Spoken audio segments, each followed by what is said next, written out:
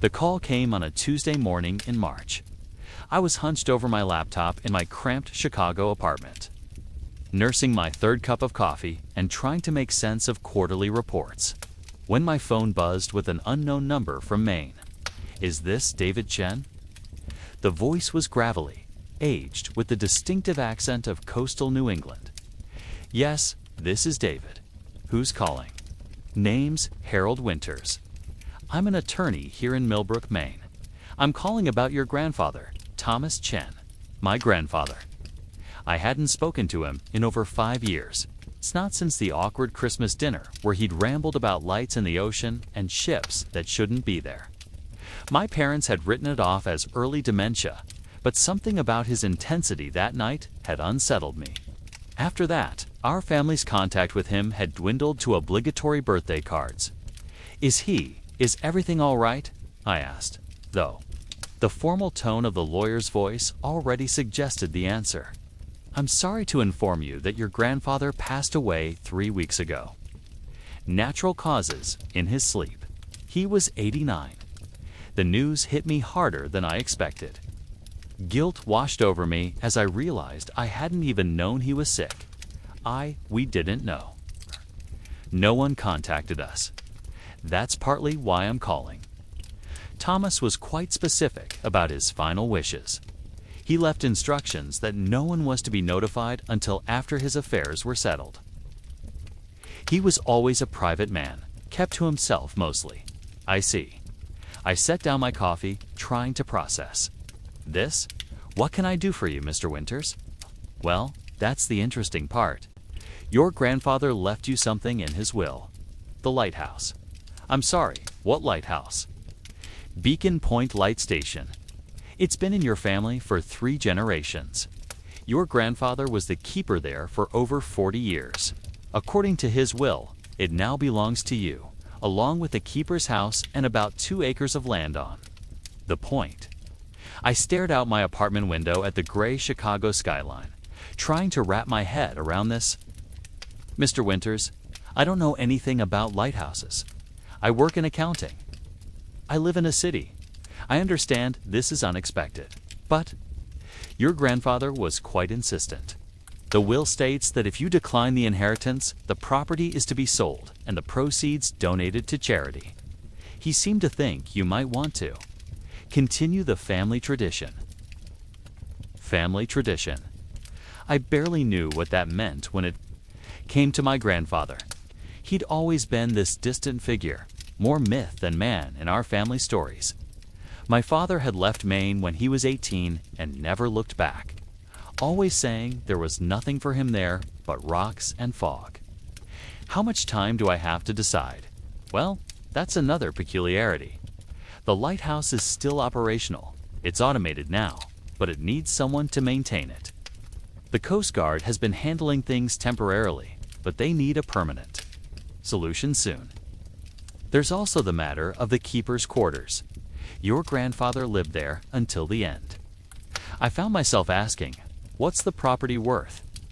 Hard to say exactly.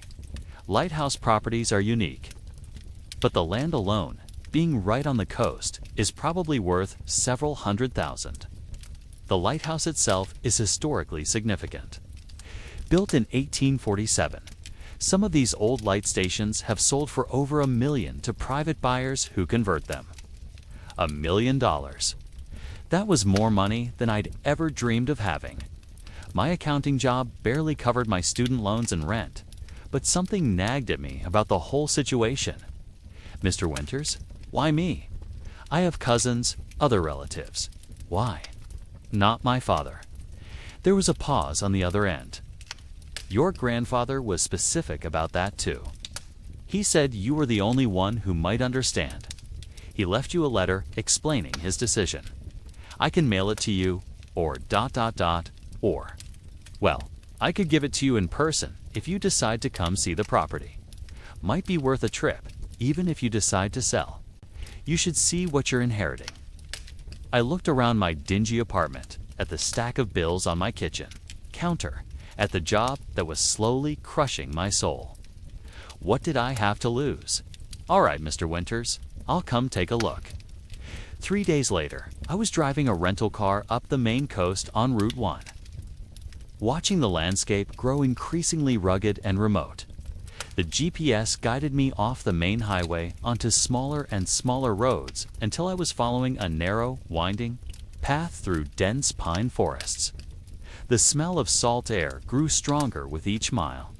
Millbrook turned out to be exactly what you'd expect from a small, Maine coastal town, weathered buildings, a tiny harbor filled with lobster boats, and the kind of general store that sold everything from fishing tackle to homemade pie. I found Harold Winter's law office above the post office, a cramped space that smelled of old paper and pipe tobacco. Winters himself was a thin man in his 70s, with wild white hair and sharp blue eyes behind wire-rimmed glasses. He greeted me with a firm handshake and immediately began pulling papers from filing cabinets. "Good of you to come, David. I have to say, you look quite a bit like your grandfather did at your age. Same dark hair, same serious expression." He handed me a thick manila envelope. "These are the property deeds, maintenance records, and your grandfather's letter. The keys are in there too." I hefted the envelope, surprised by its weight. "How? Do I get to the lighthouse from here?" "Continue on the coast road for about 8 miles. You'll see a sign for Beacon Point. The road gets pretty rough toward the end. Your grandfather never bothered to have it properly paved. The lighthouse is right at the end of the point. You can't miss it." As I stood to leave, Winters caught my arm. "David, I feel I should mention your grandfather was. Well, he had some unusual ideas about that lighthouse in his later years. The townspeople respected him, but they thought he'd gotten a bit eccentric. Don't let that color your judgment of the property. It's a beautiful place, and the lighthouse is in excellent condition." "What kind of unusual ideas?" Winters hesitated. He became very particular about the light schedule. "The lighthouse is automated now, runs on a timer system, but Thomas was always fiddling with it. He'd call me at all hours, insisting that the light needed to be turned off at specific times. The Coast Guard tried to work with him, but ... double quotes. He shrugged. "Like I said, don't let it influence your decision." The man was 89 years old. I thanked him and headed back to my car, the envelope of documents on the passenger seat like a weight of responsibility I wasn't sure I wanted to carry. The drive to Beacon Point was spectacular and slightly terrifying. The road clung to cliff tops that dropped away to crashing waves below, and the pine forests grew so thick in places that they blocked out the afternoon sun. I passed maybe 3 other cars the entire 8 miles, and no houses at all once I left the main road. The sign for Beacon Point was weather-beaten and partially obscured by overgrown brush, but I spotted it and turned onto what could generously be called a driveway. The track was indeed rough, full of potholes and loose gravel, winding through dense woods for what felt like forever before finally opening onto a stunning vista.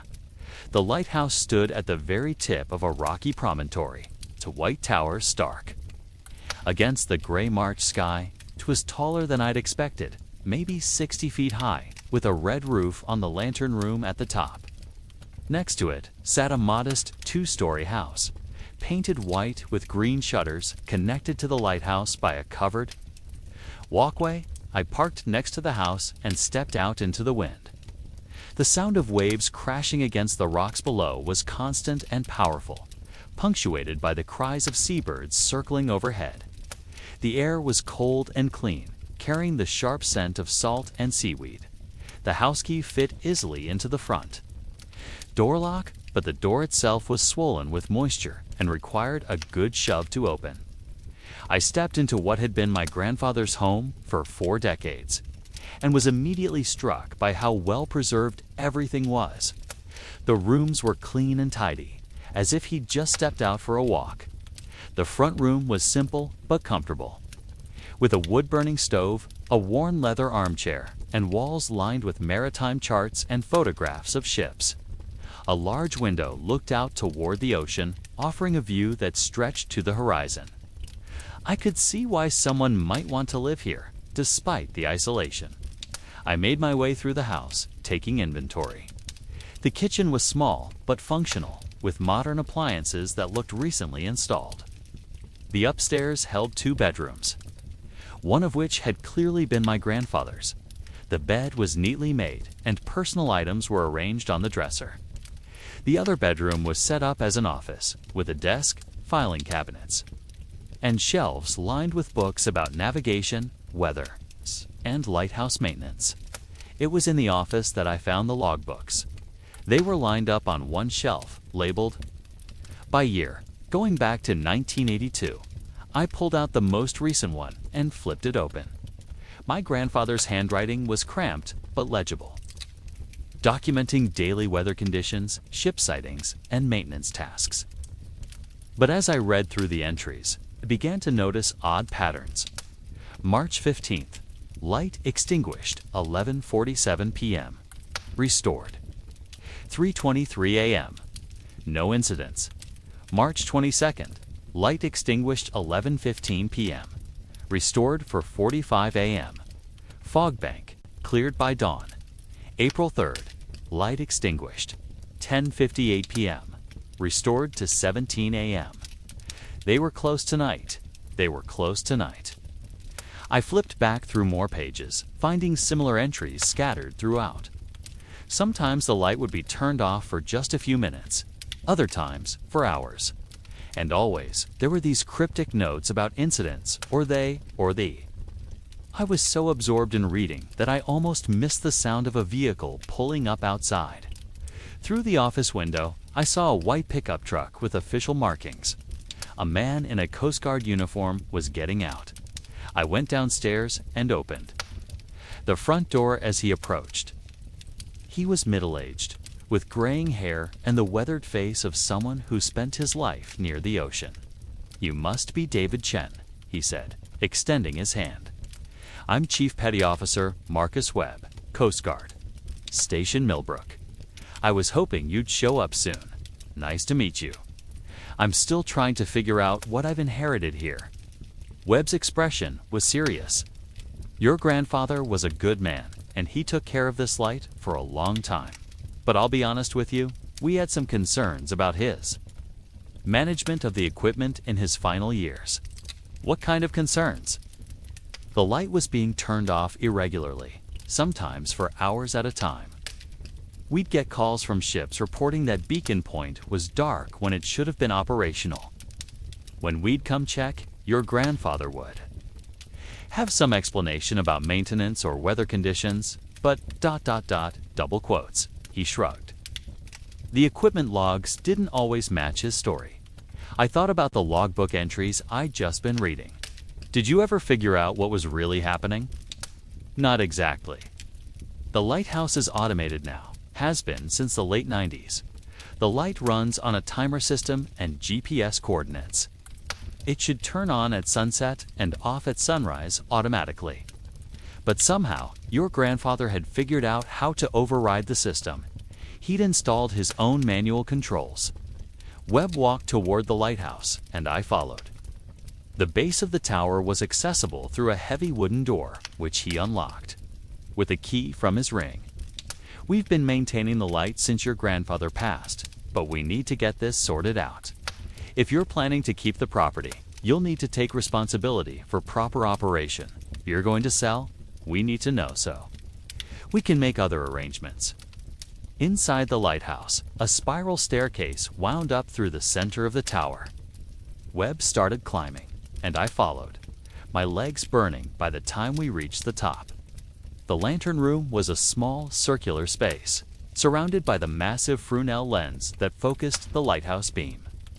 The equipment was more complex than I'd expected: computer controls, GPS units, weather monitoring devices, and what looked like a ham radio setup. "This is all the original lens assembly," Webb explained, gesturing to the enormous glass structure. "Third-order Fresnel lens, installed in 1847. It's a work of art." "Really?" "The light itself is LED now, much more efficient than the old incandescent bulbs."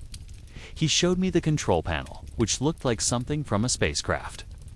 The automated system is pretty straightforward. Light comes on at sunset, goes off at sunrise, adjusted for seasonal changes. But your grandfather installed this. He pointed to a separate control box with manual switches.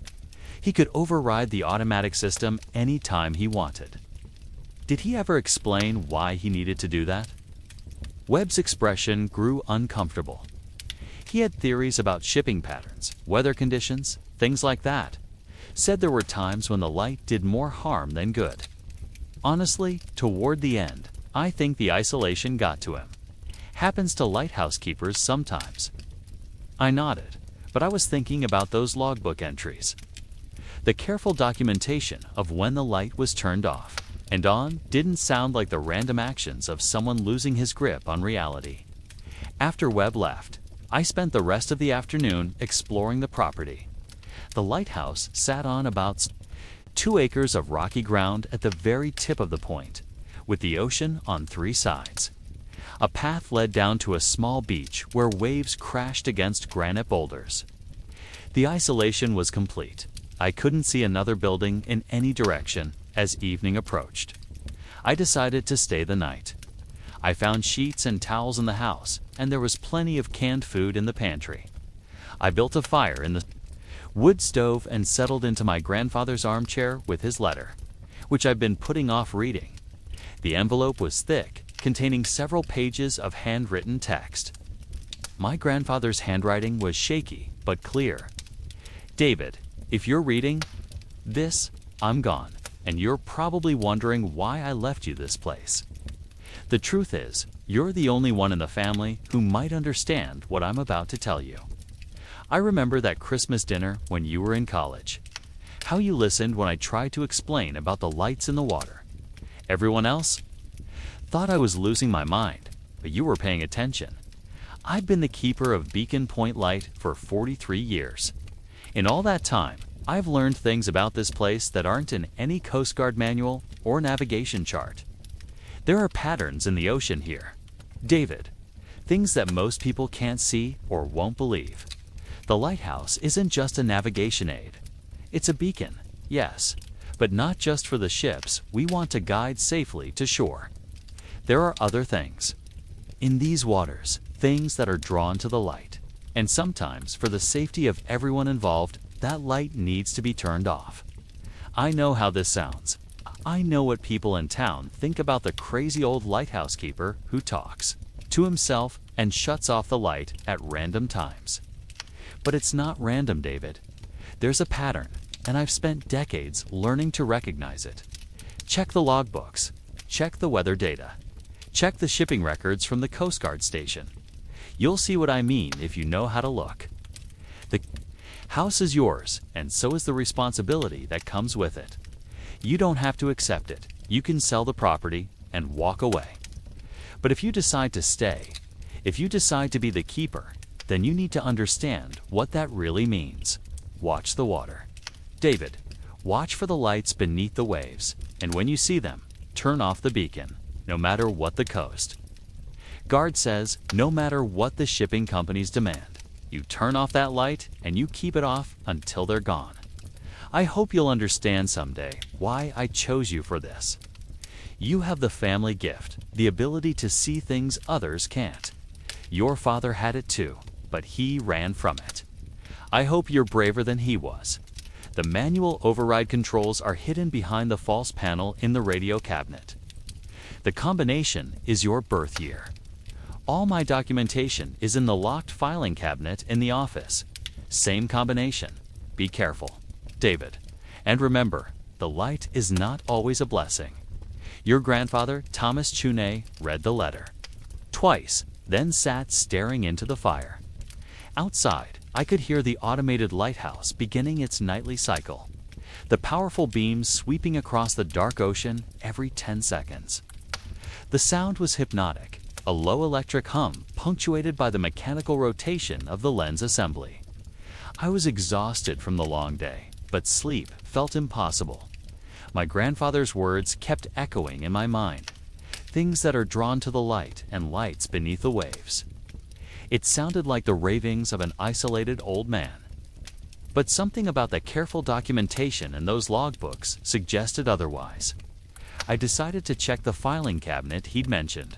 The combination, my birth year, 1987, opened it. Easily. Inside were dozens of folders meticulously organized. Weather records going back decades. Ship manifests and Coast Guard incident reports, and something labeled anomalous sightings that made my pulse quicken. The anomalous sightings file was thick, filled with detailed reports in my grandfather's handwriting.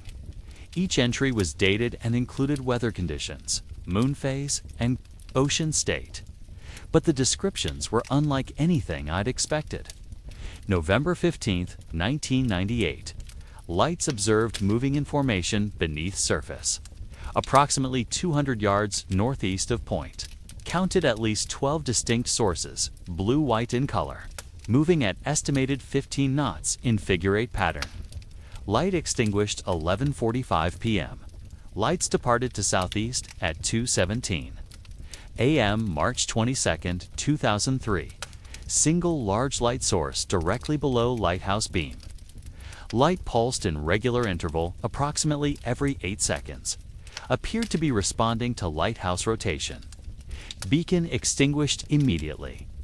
Underwater light continued pulsing for 47 minutes before. Departing northeast, July 4, 2010. Multiple lights in synchronized pattern arranged in perfect grid formation. Estimated 30-plus individual sources covering area of approximately 500 square yards. Grid rotated slowly clockwise while maintaining formation. Lights appeared to be rising toward surface. Beacon extinguished 10:33 p.m. Grid formation dissolved at 1:15 a.m. The reports went on for pages, spanning over 20 years. Each incident followed a similar pattern, strange lights in the water. My grandfather turning off the lighthouse, and the lights eventually departing. But what chilled me most were the entries where he noted what happened when he didn't turn off. The light in time, October 13, 2005, failed to extinguish beacon quickly enough. Lights approached within 50 yards of shore, observed multiple humanoid figures on rocks below lighthouse, counted at least 6 individuals, though difficult to determine exact number due to unusual movement patterns. Figures appeared to be attempting to reach lighthouse base. Beacon extinguished 11:58 p.m. Figures retreated to water by 12:23 a.m. No physical evidence found at sunrise, but several large rocks displaced from normal positions. I closed the file, my hands shaking slightly. Either my grandfather had been severely delusional, or I'd inherited something far more complex than just a lighthouse. I decided to try to get some sleep and deal with everything in the morning. But as I lay in the unfamiliar bed, listening to the constant sound of waves and the rhythmic sweep of the lighthouse beam, I found myself straining to hear anything unusual. Every creak of the old house, every change in the wind, made me tense. It was around 2 a.m. when I first noticed the change in the lighthouse's rhythm. The beam had been sweeping past the bedroom window every 10 seconds like clockwork, but suddenly there was a longer pause, then another. I got up and looked out the window toward the ocean. The lighthouse beam was still rotating, but there was something wrong with the light itself. Instead of the steady, brilliant white beam I'd observed earlier, the light seemed to be flickering, not the regular pattern of a rotating beacon, but an irregular strobing that made my eyes water. I grabbed my jacket and headed outside. The night air was cold and damp, carrying the smell of seaweed and something else, something organic and slightly rotten. The lighthouse beam continued its erratic flickering as I walked toward the tower. That's when I saw them, at first. I thought my eyes were playing tricks on me. The ocean surface near the lighthouse appeared to be glowing with a faint blue-green phosphorescence, which wasn't uncommon in these waters. But as I watched, the glow began to organize itself into distinct points of light beneath the waves. There were dozens of them, maybe hundreds, arranged in complex geometric patterns that shifted and rotated like some vast underwater constellation. The lights pulsed in synchronized rhythms, creating waves of luminescence that rolled across the dark. Water, I stood transfixed, trying to process what I was seeing. The lights were clearly artificial, too organized, too purposeful to be any kind of natural phenomenon. And they were responding to the lighthouse beam. Every time the flickering light swept across the water, the underwater formation would pulse brighter. As if acknowledging the signal, my grandfather's words came back to me. There are other things in these waters, things that are drawn to the light. I ran for the lighthouse, my heart pounding. The door was still unlocked from earlier, and I took the spiral stairs 2 at a time, my breath coming in gasps by the time I reached the lantern room. The control panel was exactly as Webb had shown me, but I could see that someone or something had been manipulating the settings. The automated timer had been overridden, and the light was now operating on a manual control that pulsed in a specific pattern. I looked for the manual override system my grandfather had mentioned, finding the false panel in the radio cabinet. The combination worked, revealing a separate control system with handwritten labels: emergency shutdown, manual override, and pattern recognition. Pattern recognition. The lights below were following a pattern, and somehow the lighthouse was responding to them. I could see the underwater lights clearly from the lantern room window. They had moved closer to shore, their formations more complex and urgent. And there was something else, shapes moving through the water between the lights. Too large and too purposeful to be fish. My hands shook as I reached for the emergency shutdown switch. The moment I threw it, the lighthouse beam died, plunging to point into darkness. Below, the underwater lights continued their pulsing patterns for several more minutes, then gradually began to fade and disperse. I stayed in the lantern room until dawn, watching the ocean return to normal. As the first light of sunrise crept across the water, there was no sign that anything unusual had happened. Just the endless rhythm of waves against rocks and the cry of seabirds beginning their morning hunt. But when I finally went back to the house, I found something that made my blood run cold. Wet footprints on the porch, not human footprints. These were longer, narrower, with what looked like webbing between elongated toes. The prints led from the direction of the rocky shore to the front door, where they stopped. Whatever had made, those prints had stood on my grandfather's porch for some time. The puddles were substantial, and there were smaller drip marks scattered around, as if something had been waiting there, watching the house. I checked the door and windows, but everything was still locked. The prints led only to the porch, not away from it, as if whatever had made them had simply vanished from that spot. I spent the rest of the morning reading through more of my grandfather's files, trying to understand what I'd witnessed. The pattern became clearer as I studied his records. The underwater lights appeared regularly, usually during specific moon phases and weather conditions. They seemed to be attracted to the lighthouse beam, but if the light was extinguished quickly enough, they would eventually retreat. The few times my grandfather had failed to turn off the light in time, or hadn't been there to do so, things had come ashore. The descriptions were fragmentary and hard to believe, but they were consistent across multiple incidents spanning decades. By noon, I'd made my decision about the lighthouse. I wasn't ready to accept my grandfather's explanation of what I'd seen. But I also couldn't ignore the evidence of my own eyes, if there was even a chance that he was right.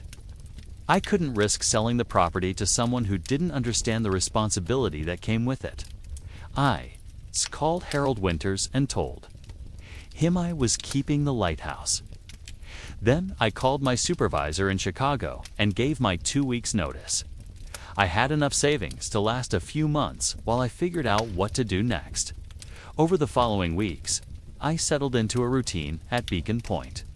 I learned the mechanical systems of the lighthouse, studied my grandfather's documentation, and began keeping my own log of observations.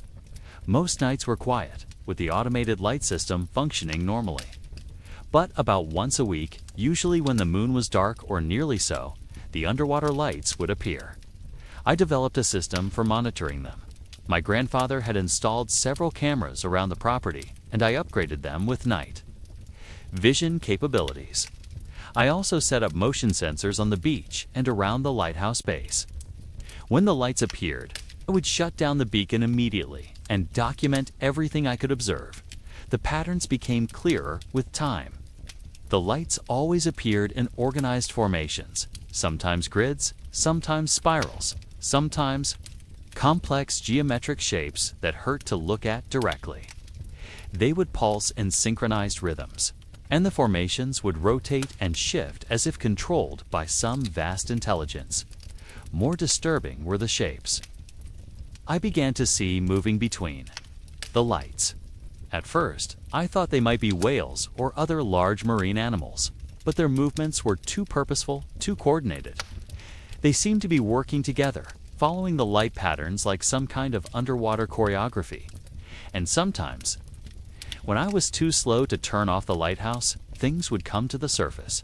The first time I saw one clearly was in late April.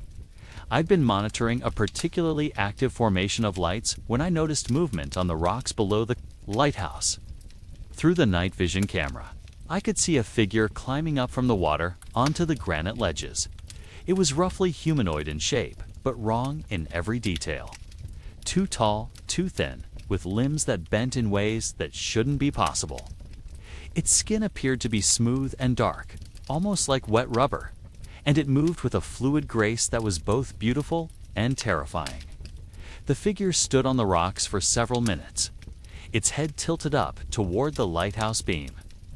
Then it began to climb, using handholds in the granite that I hadn't even noticed were there. It moved quickly and silently, covering ground that would have been treacherous for a human being. I shut down the lighthouse immediately and watched through the cameras as the figure paused in its climb. For a long moment, it remained motionless, clinging to the rock face. Then, slowly, it began to descend back toward the water. By the time it reached the waves, the underwater lights had begun to fade, and within minutes, both the figure and the lights were gone. I didn't sleep for the rest of that night. Instead, I went through my grandfather's files again, looking for any mention of the climbing figures. I found several references, always brief and matter-of-fact, as if he'd grown. Accustomed to such encounters, they're curious about the light source. Never aggressive unless the beacon remains active too long. Seem to be testing our responses, important to extinguish immediately upon sighting. Our responses. KE. My grandfather had written about them as if they were intelligent, as if there was some kind of communication or negotiation happening. I decided I needed to learn more about the history of the area.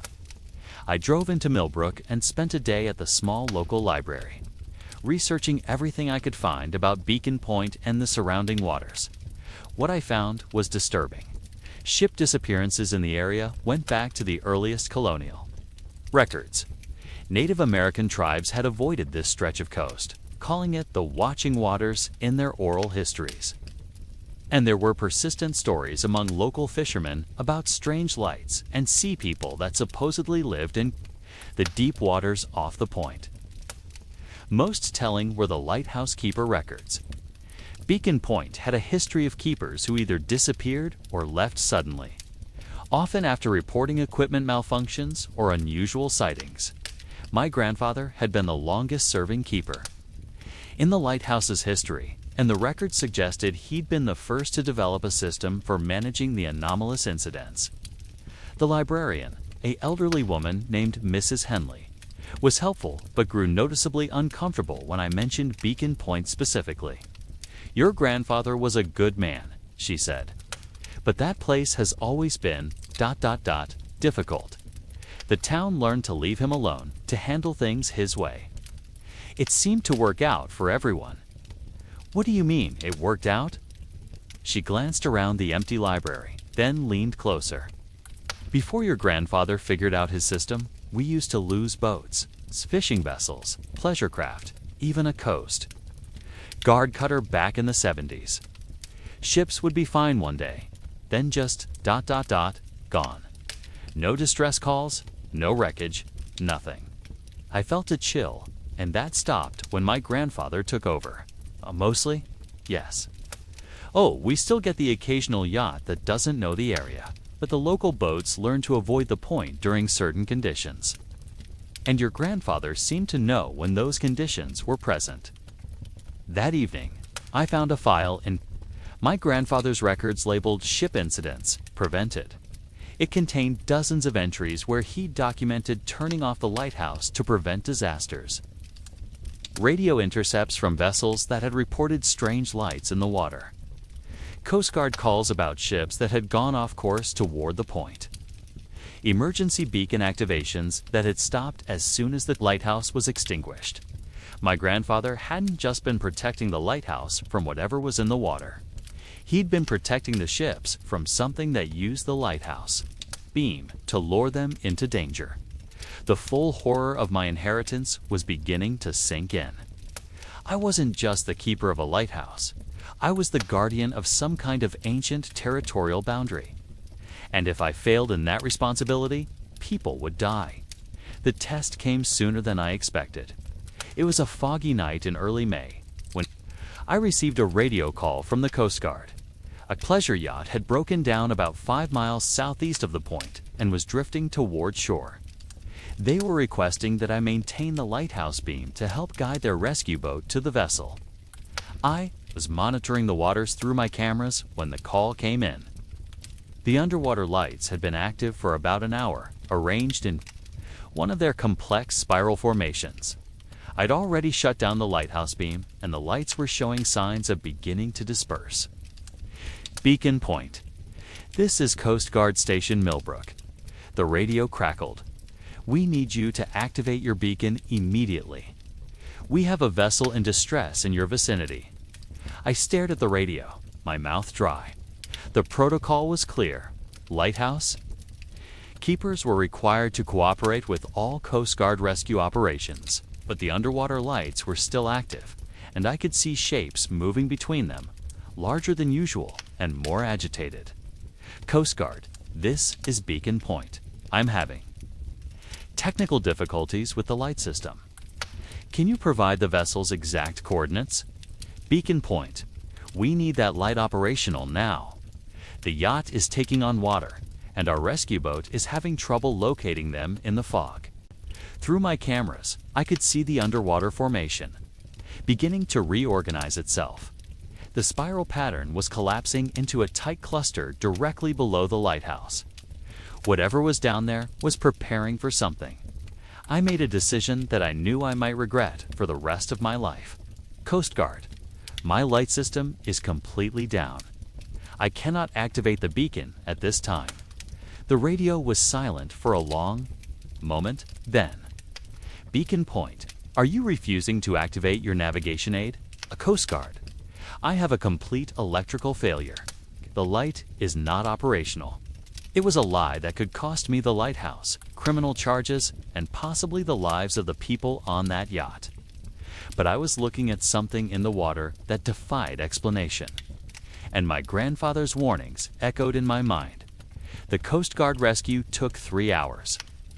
I monitored their radio traffic, listening to the increasingly frantic calls as they searched for the disabled yacht in the thick fog. Several times they requested that I activate the lighthouse, and each time I maintained that the system was down. Finally, just after midnight, I heard the call that the yacht had been located and its crew rescued. The relief in the Coast Guard operator's voice was unmistakable. But so was the suspicion when they signed off with Beacon Point.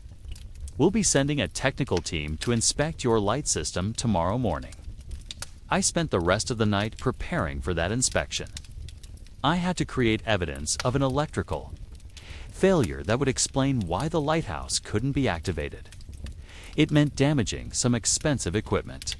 But I had no choice.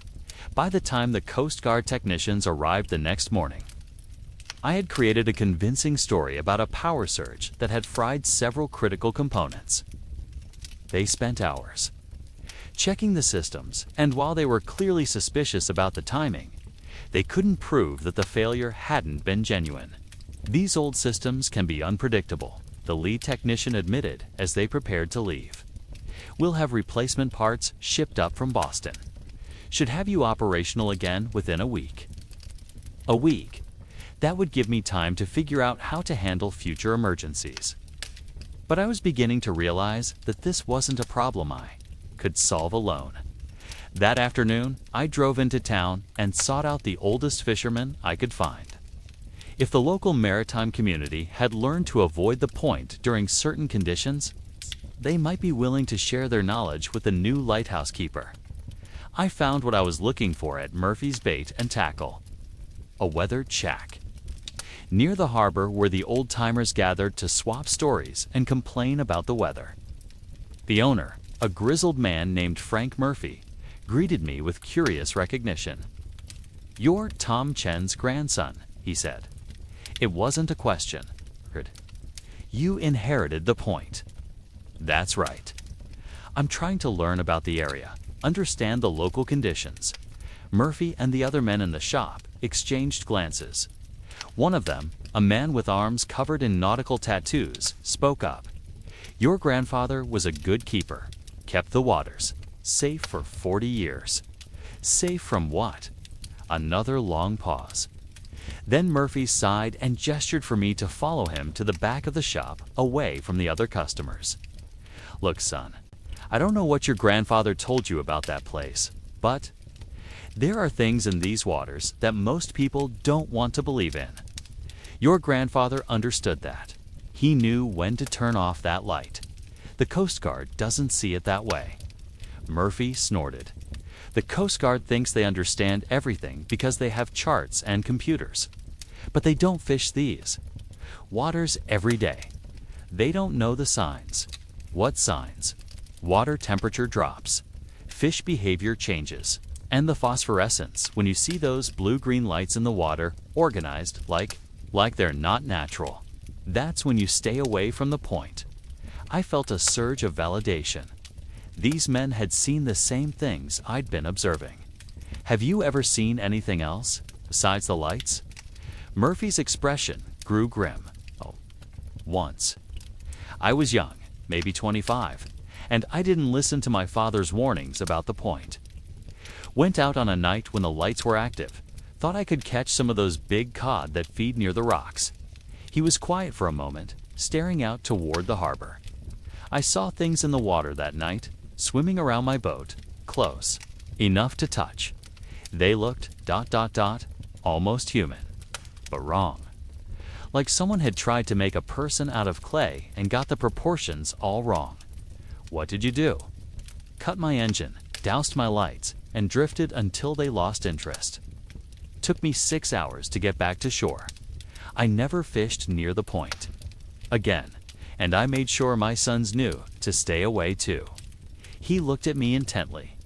"Your grandfather kept them from coming ashore. Whatever arrangement he had with them, it worked. The town's been safe for decades because of him. Arrangement, the light goes off when they're active. Simple as that. They get to do whatever they do in their waters, and they leave our boats alone. But if that light stays on, ... double quotes, he shook his head. Bad things happen." That evening, I sat in my grandfather's chair, reading through more of his documentation. I found a file I'd missed before, labeled Communication Attempts. Inside were records of experiments he'd conducted, trying to establish more direct contact with whatever lived in the waters around the point. The early entries were tentative, describing how he'd used the lighthouse beam to flash simple patterns, Morse code, mathematical sequences, basic geometric shapes. For months, there had been no response. Then, gradually, the underwater lights had begun to echo his patterns. The communication had evolved over years. My grandfather had developed a simple code system, specific light patterns that meant safe, danger, stay away, and all clear. The underwater lights had learned to respond with their own patterns, creating a primitive but effective dialogue. The most recent entries in the file were the most disturbing. March 15th, usual spring emergence pattern. Yoast, standard, stay clear. Signal response was immediate and compliant, but noted increased agitation in formation patterns. They're becoming less patient with the arrangement. April 2nd, attempted extended communication session. They seem to be trying to convey information about changes in their territory. Ocean temperatures rising, food sources shifting. They may be under pressure to expand their hunting grounds. April 18, emergency encounter. Large formation approached surface during commercial fishing vessel passage. Required extended shutdown of beacon to prevent incident. They're definitely becoming more aggressive. The old agreements may not hold much longer.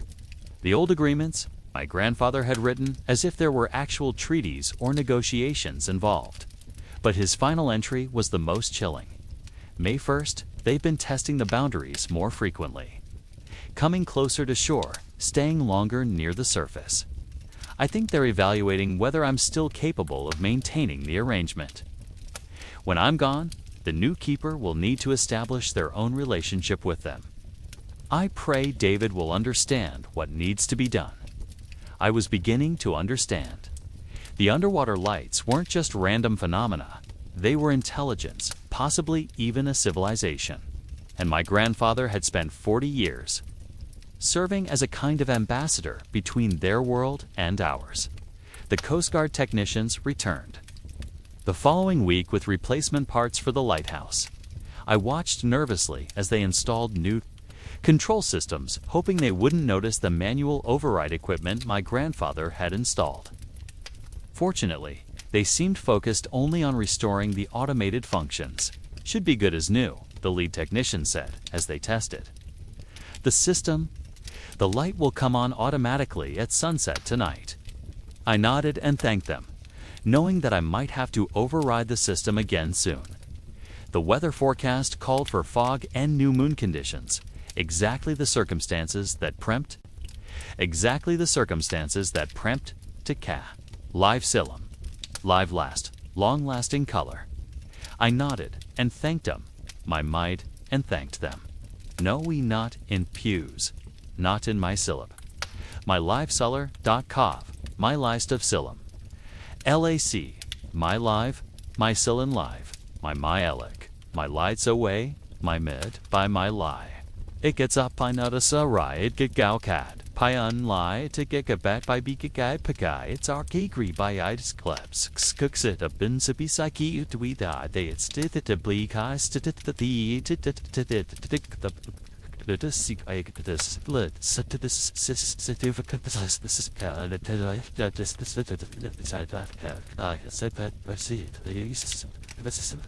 seemed to trigger the most activity from the underwater lights. I was right. That night, as the automated lighthouse beam began its regular rotation, I detected the first signs of activity in the waters below. The phosphorescent glow began faintly, then grew brighter as distinct points of light organized themselves into familiar patterns. But something was different this time. The formation was larger than any I'd seen before, and the lights were brighter, more aggressive in their pulsing. Through my cameras, I could see shapes moving in the water, dozens of them, far more than I'd ever observed simultaneously. I reached for the manual override controls, but hesitated. My grandfather's notes had mentioned that the arrangements were becoming strained. What if turning off the light was no longer enough? What if they were ready to abandon whatever agreement had kept them at bay for decades? The underwater formation began to move toward shore, and I made my decision. I shut down the lighthouse beam and activated the emergency radio to monitor Coast Guard frequencies. If ships were in the area, I needed to know about it. The lights continued to approach the rocky shore below the lighthouse. Through the night, vision cameras, I could see figures emerging from the water, more of them than I'd ever seen before. They moved up the rocks with that same fluid grace I'd observed before. But there was something different about their behavior. Instead of the cautious, almost tentative movements I'd seen in the past. They seemed purposeful and determined. They were coming for the lighthouse. I watched in growing terror as the figures climbed higher up the rocky point. There were dozens of them, moving in coordinated groups like a military assault. Some carried objects that gleamed in the infrared light, tools or weapons. I couldn't tell which. The motion sensors around the lighthouse base began triggering in sequence. The figures had reached the building perimeter and were circling the tower. Through the cameras, I could see them examining the lighthouse structure, touching the walls, testing the door. Then I heard it, a sound that would haunt my dreams for years to come. A low, resonant humming that seemed to come from the ocean. Itself, the figures around the lighthouse had begun to sing, if it could be called singing.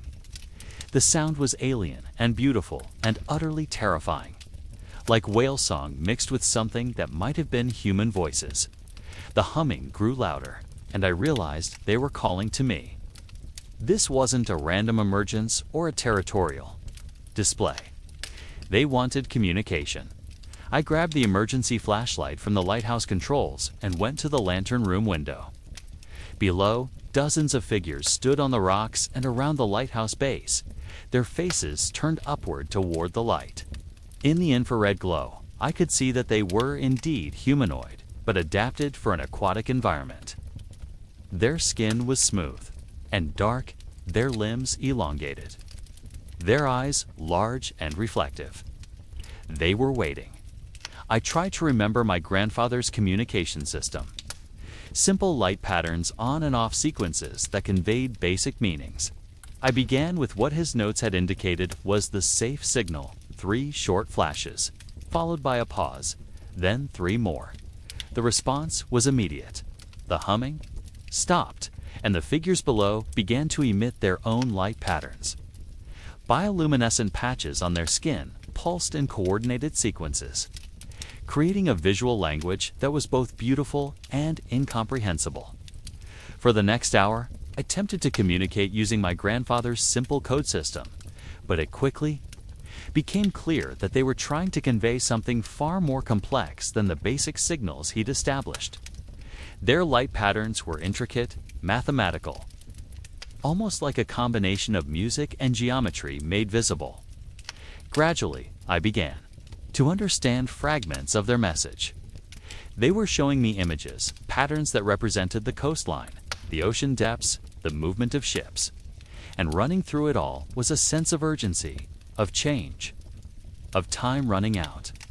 They were trying to tell me that the old arrangements were no longer sufficient. Something had changed in their world, and they needed to modify the agreement. As dawn approached, the figures began to retreat toward the water. But before they left, one of them, larger than the others, with more elaborate bioluminescent patterns, approached the lighthouse base directly. It stood in clear view of my cameras and began a final sequence of light pulses. The message was unmistakable. They would return soon and next time. They expected a more sophisticated form of communication. After they disappeared beneath the waves, I spent the rest of the day researching everything I could find about bioluminescent communication in marine species.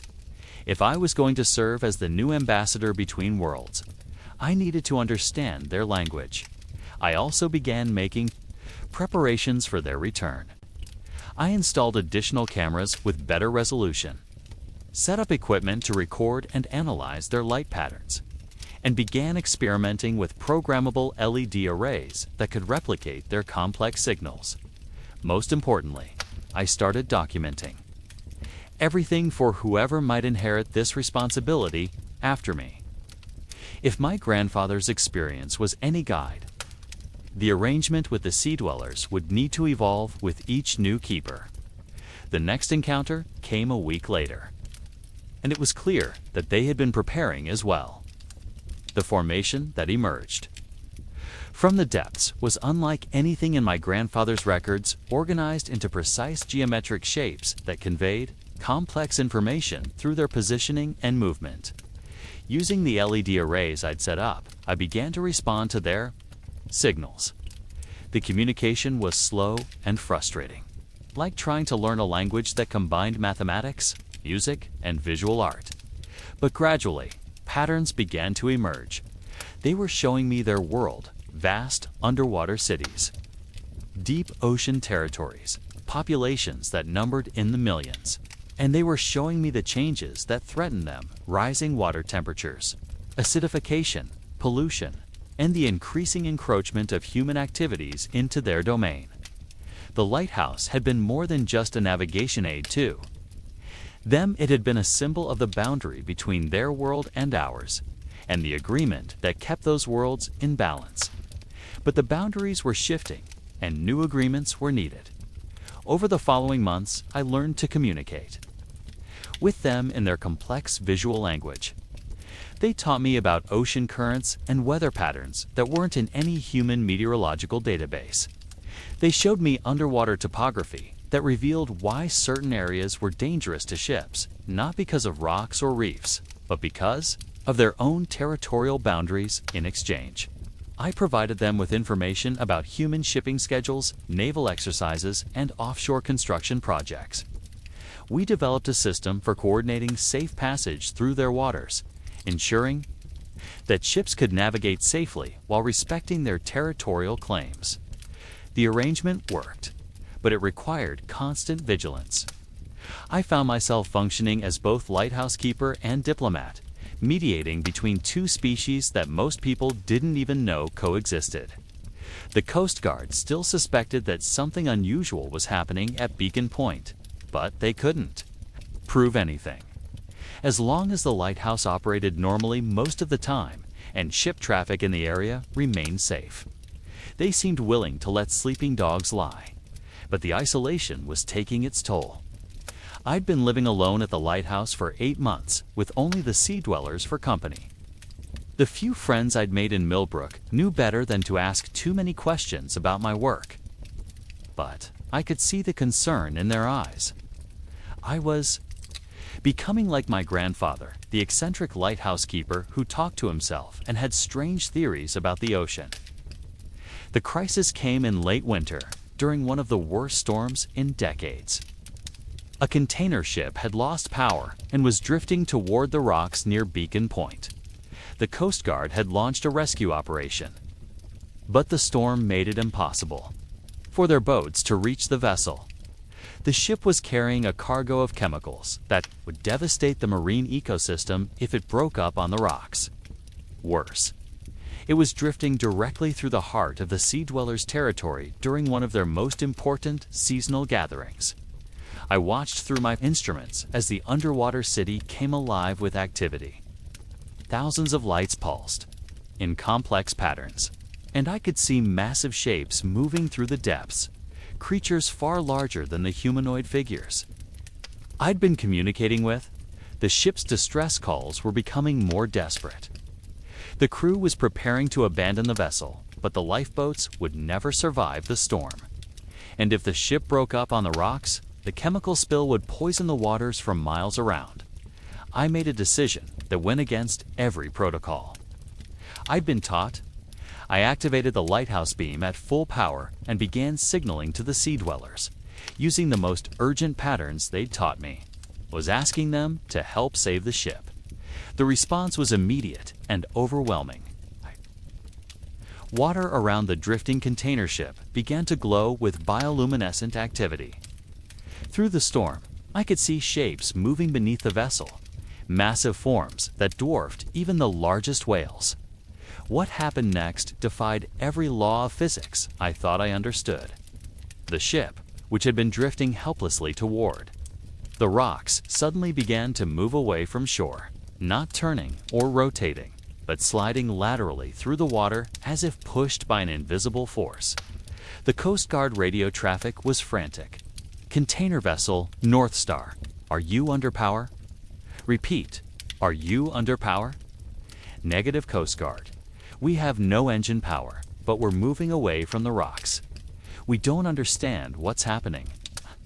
I watched through my cameras as the ship was gently but firmly guided into deeper water, away from both the rocky coast and the main concentration of underwater activity.